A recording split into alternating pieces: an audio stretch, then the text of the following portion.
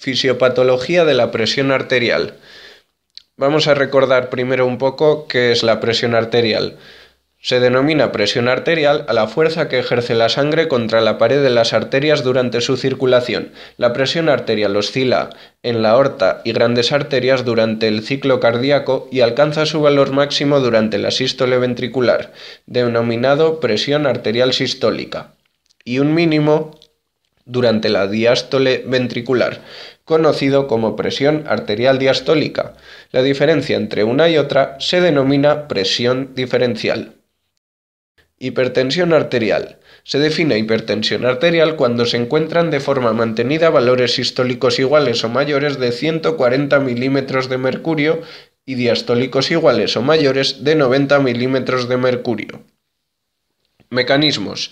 La hipertensión arterial, considerada como un trastorno de la regulación de la presión arterial, expresa un aumento de los factores de los que depende esta, es decir, del gasto cardíaco, de las resistencias periféricas, resistencias que encuentra la sangre al salir, o de ambos. Teniendo en cuenta que la presión arterial oscila a lo largo del ciclo cardíaco, es necesario conocer cuáles son los factores que influyen sobre la presión arterial sistólica y sobre la diastólica. La presión arterial sistólica depende del volumen latido del ventrículo izquierdo y de la capacidad de dilatación, distensibilidad de las grandes arterias elásticas. La presión arterial diastólica es expresión de la cantidad de sangre que permanece en las arterias al final de cada ciclo y por tanto variará en función de la repleción, llenado sistólico y de la facilidad o dificultad para el vaciamiento a través de las arteriolas o lo que es lo mismo de las resistencias periféricas. Por consiguiente, los mecanismos responsables de la hipertensión arterial pueden ser los siguientes: aumento aislado del volumen latido, suele ser aislado de forma eventual, disminución de la elasticidad de las grandes arterias, aumento del gasto cardíaco, puede depender del volumen latido o no, y aumento de las resistencias periféricas. Clasificación. Según sean los mecanismos patogénicos, los diferentes tipos de hipertensión arterial se clasifican en dos grupos: hipertensión sistólica aislada, la hipertensión sistólica con diastólica normal o baja, en la arteriosclerosis, en el síndrome anémico, en hipertiroidismo, en la insuficiencia aórtica, hipertensión sistólica y diastólica, o lo que es lo mismo, hipertensión sistodiastólica. En general, cuando se considera que un paciente presenta hipertensión arterial, se refiere a esta situación. Causas. A partir de la identificación de las causas, la hipertensión arterial mixta, sistólica y diastólica, puede clasificarse en dos tipos: hipertensión secundaria, hipertensión primaria o esencial. Hipertensión secundaria es responsable del 5% de los casos totales de la hipertensión arterial sistólica y diastólica. Sus principales causas son las alteraciones del parénquima renal, de los vasos renales y en algunos síndromes endocrinos. Hipertensión primaria o esencial. En el 95% de los casos de hipertensión arterial, sistólica o diastólica, no se demuestra una causa evidente. Sus causas íntimas se desconocen. En pacientes con hipertensión arterial esencial pueden esquematizarse 6 mecanismos que se resumen en la siguiente tabla. Factores patogénicos de la hipertensión arterial esencial: intervención del riñón, retención excesiva de sodio por el riñón, hiperactividad simpática y aumento de catecolaminas, vasoconstrictores, activación del sistema renina-angiotensina-aldosterona. En pacientes aproximadamente un 15% con hipertensión arterial se encuentran altos valores de renina. Este aumento de renina da lugar a un aumento de angiotensina 2, responsable de una vasoconstricción arterial directa y de la estimulación de la secreción de aldosterona. La aldosterona incrementa la volemia al retener sodio y agua por el riñón. Alteraciones del transporte de sodio y calcio a través de la membrana de fibras musculares lisas. Hiperinsulinemia, alteración endotelial primaria. Consecuencias. La expresión clínica de la hipertensión arterial es muy variable, aunque en la mayor parte de los casos es asintomática.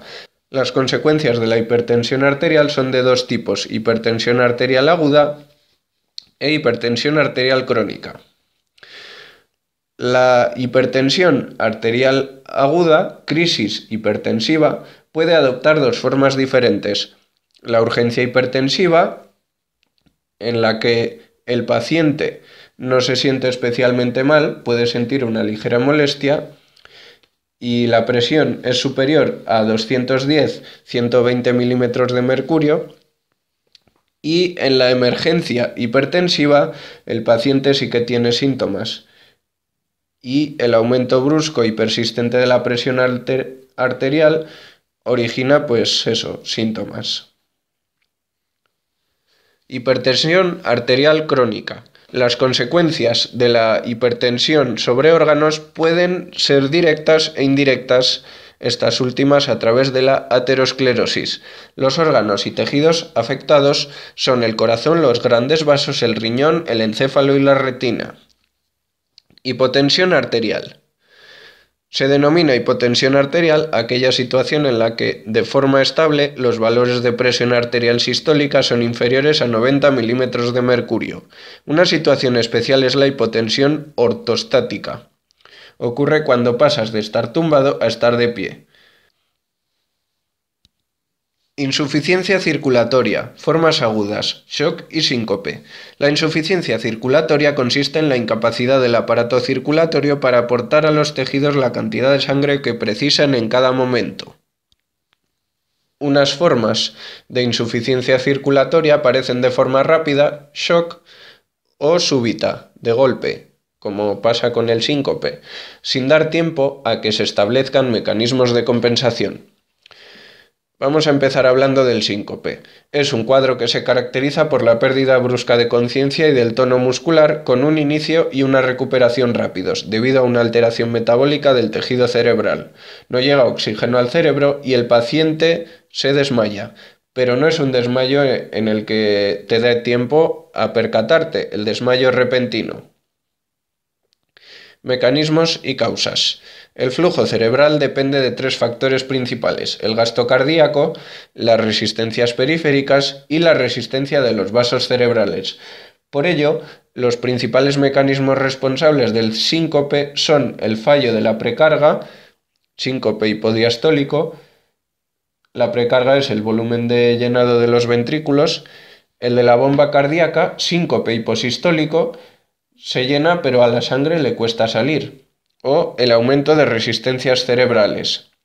Síncope vascular cerebral. El corazón funciona bien pero falla la circulación sanguínea cerebral. Un pequeño número de síncopes se debe a alteraciones metabólicas, hipoxemia, hipoglucemia o tóxicas, drogas.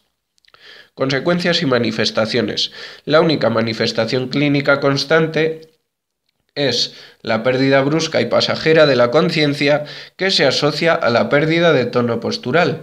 Otros signos como bradicardia, palidez, sudoración son menos constantes. Shock, también denominado choque o colapso circulatorio. Los dos datos básicos son el inicio agudo y la inadecuada perfusión, irrigación de los tejidos.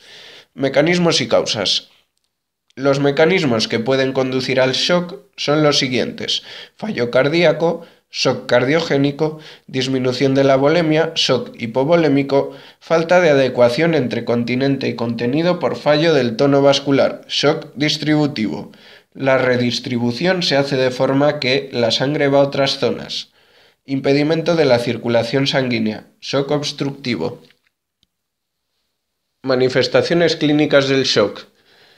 Las principales manifestaciones clínicas del shock derivan de la afectación de los diferentes órganos y sistemas: piel y mucosas, aparato respiratorio, aparato circulatorio, riñón y sistema nervioso. Piel y mucosas. Palidez por la constricción de las arteriolas que la perfunden, sudor por la simpaticotonía y cianosis. Piel y mucosas azuladas, por el enlentecimiento de la circulación. Aparato respiratorio. Aparece taquipnea, que aumenta la frecuencia respiratoria, que es expresión del aumento de la ventilación. Y en fases avanzadas aparece disnea, dificultad respiratoria, por el edema pulmonar, o lo que es lo mismo, la salida del líquido de los pulmones. Aparato circulatorio. Los datos característicos son la taquicardia, debido al aumento del tono simpático, y la hipotensión a causa de la disminución del gasto cardíaco. El pulso, además de rápido, es de poca intensidad. Riñón.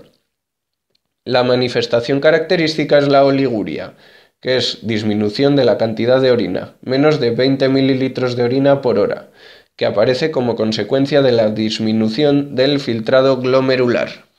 Sistema nervioso. La función del cerebro se mantiene bien, aunque el paciente está intranquilo por el aumento de las catecolaminas, adrenalina y noradrenalina. En periodos avanzados decae también la perfusión cerebral y se asiste a la obnubilación progresiva de la conciencia hasta llegar al estado de coma.